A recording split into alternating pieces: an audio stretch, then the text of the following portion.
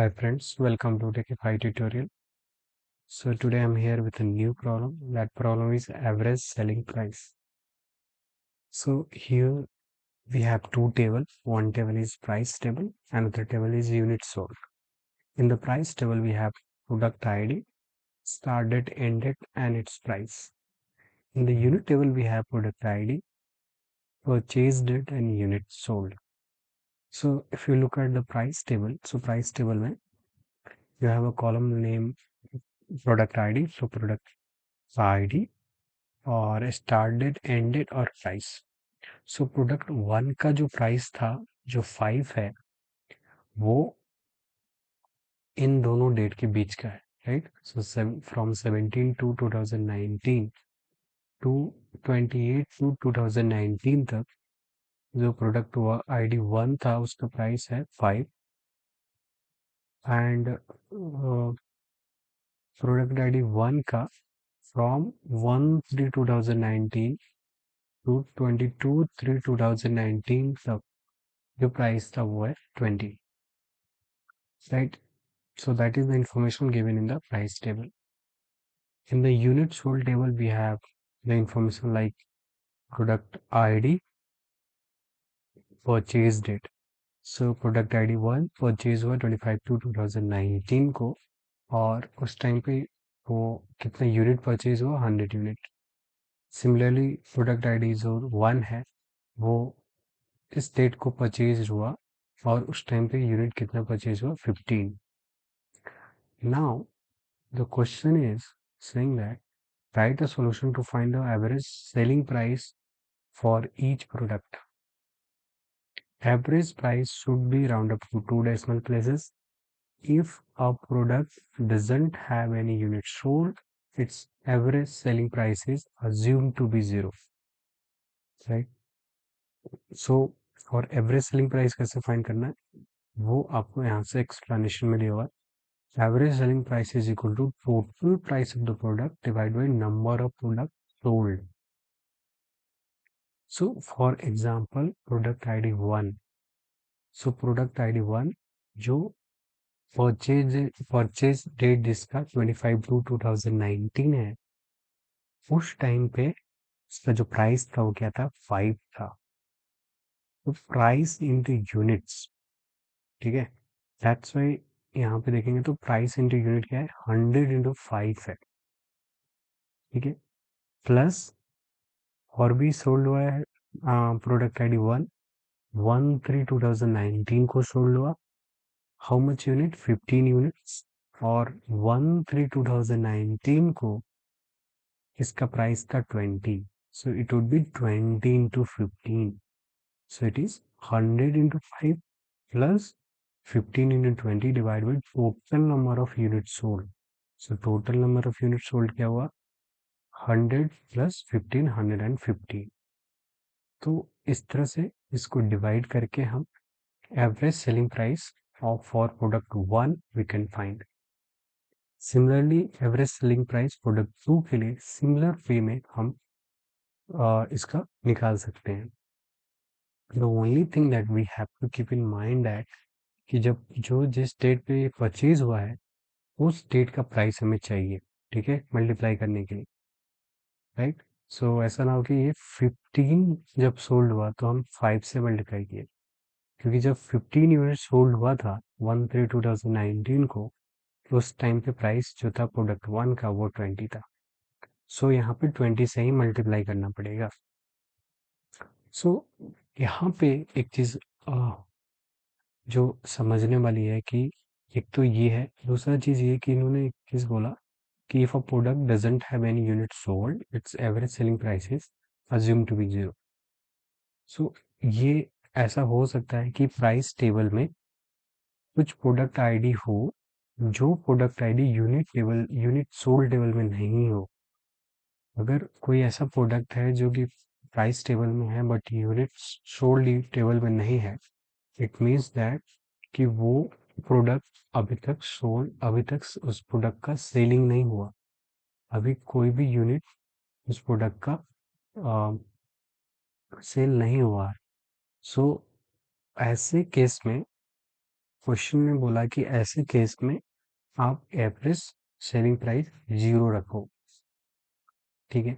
तो इस वजह से हमें क्या करना पड़ेगा, इस दोनों टेबल को ज्वाइन करने टाइम हमें लेफ्ट ज्वाइन परफॉर्म करना पड़ेगा, सच दैट कि कोई ऐसा प्रोडक्ट हो जो जो सेल नहीं हुआ हो वो भी हमें मिल जाए और उसका फाइनली एवरेज सेलिंग प्राइस हम 0 रख देंगे।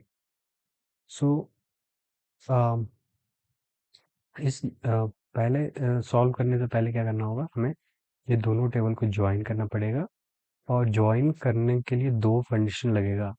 एक तो क्या है, प्रोडक्ट आईडी सेम होगा, सो दोनों टेबल में प्रोडक्ट आईडी कॉलम सेम है तो सेम होगा।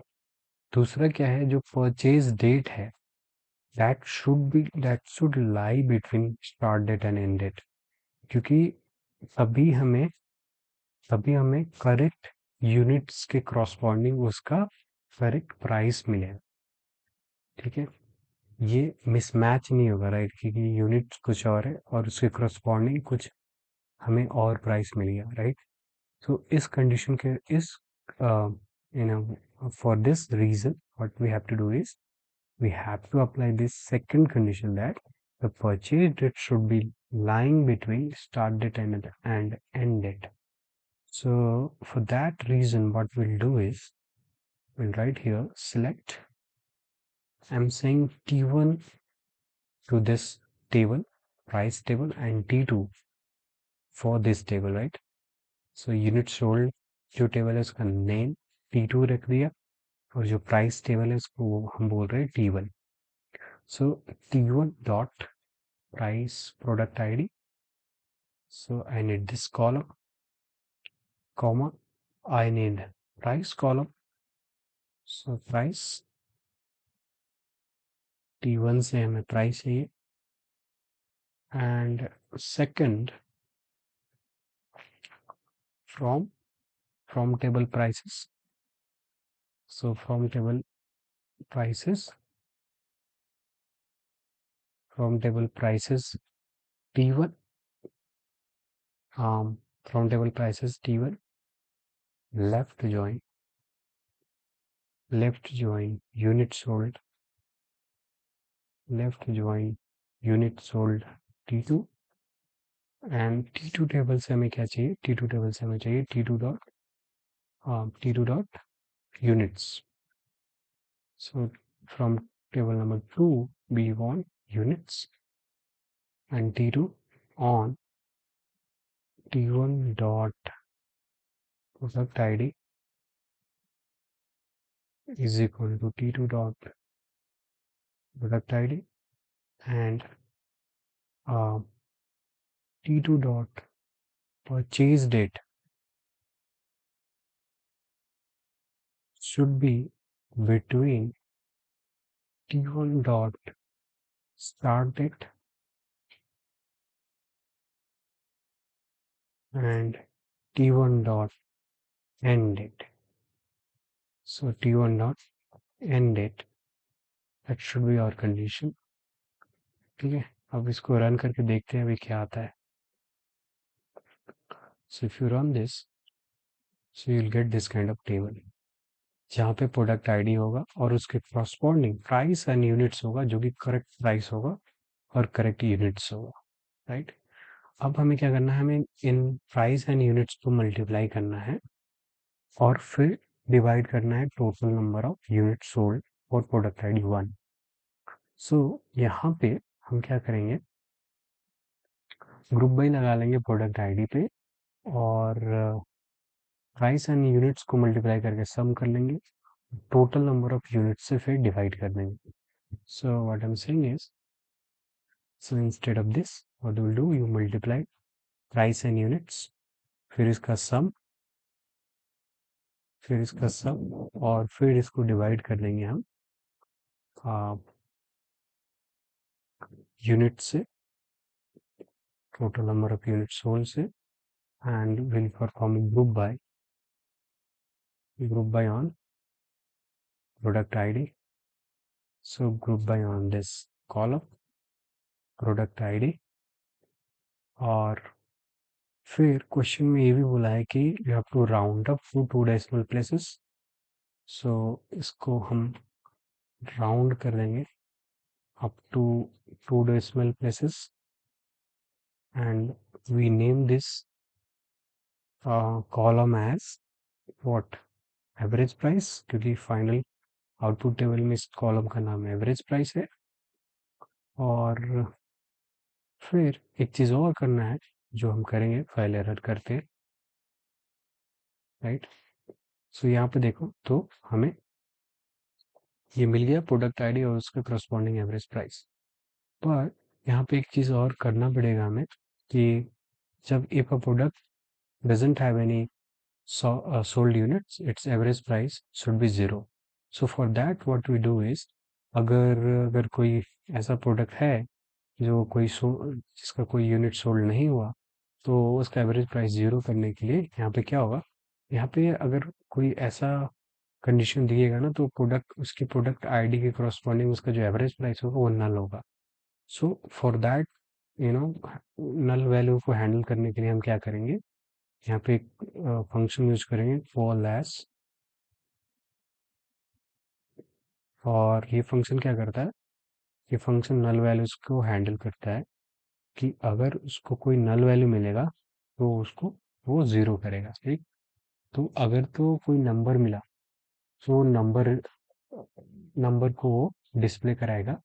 अगर नंबर की जगह नल वैल्यू मिलता है तो फिर यहाँ पे जो भी हम लिखते हैं, जो भी हम डालते हैं, वो वैल्यू डिस्प्ले कराता है ये function call as.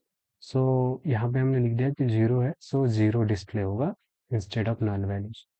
So now run this, तो टेस्ट केस तो पास हो जाएगा।